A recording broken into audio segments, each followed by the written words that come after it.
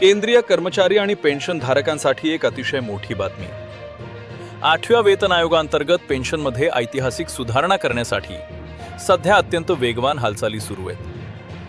पेन्शनच्या रचनेत कोणते मोठे बदल सुचवण्यात आलेत ते जाणून घेऊया. यातील पहिली मोठी अपडेट म्हणजे किमान पेन्शनमध्ये तब्बल 186% वाढ. सध्या 7व्या वेतन आयोगानुसार किमान पेन्शन 9,000 रुपये आहे. मात्र नव्या प्रस्तावात 2.86चा फिटमेंट फॅक्टर मंजूर झाल्यास ही किमान पेन्शन थेट 25,740 रुपये प्रति महिना होऊ शकते. आता पाहूया सर्वात महत्त्वाचे गणित.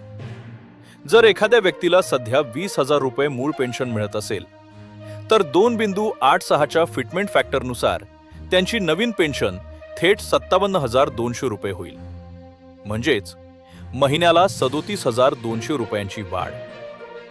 यात सर्वात मोठी आनंदाची बातमी म्हणजे 1 जानेवारी 2026 पासून हा आयोग लागू होणार असल्यामुळे या पेन्शनधारकांना 18 महिन्यांचा मूळ एरियर्स म्हणजेच थकबाकी म्हणून एक रकमी अंदाजे 6,69,600 रुपये सुमारे 6,70,000 मिळणार आहेत. याशिवाय वयोवृद्ध पेन्शनधारकांसाठी वयाच्या 65 वर्षांपासूनच टप्प्याटप्प्यानं पेन्शन वाढवून 90व्या वर्षी ती थेट 100% करण्याचा प्रस्ताव आहे. म्हणजेच नोकरीतील शेवटच्या पगाराएवढी पेन्शन.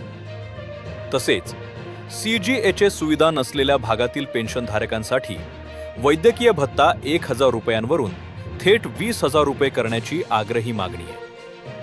कर्मचारी संघटनांना मागण्या सादर करण्यासाठी 15 जून 2026 पर्यंत मुदत देण्यात आली आहे.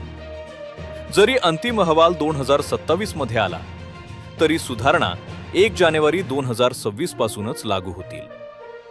तर मित्रांनो, 8व्या वेतन आयोगाच्या या गणितावर तुमचे काय मत आहे? कौटुंबिक पेन्शन किंवा NPS बद्दल माहिती हवी असल्यास कमेंट करा, व्हिडिओ शेअर करा आणि चॅनलला नक्की सबस्क्राईब करा. धन्यवाद.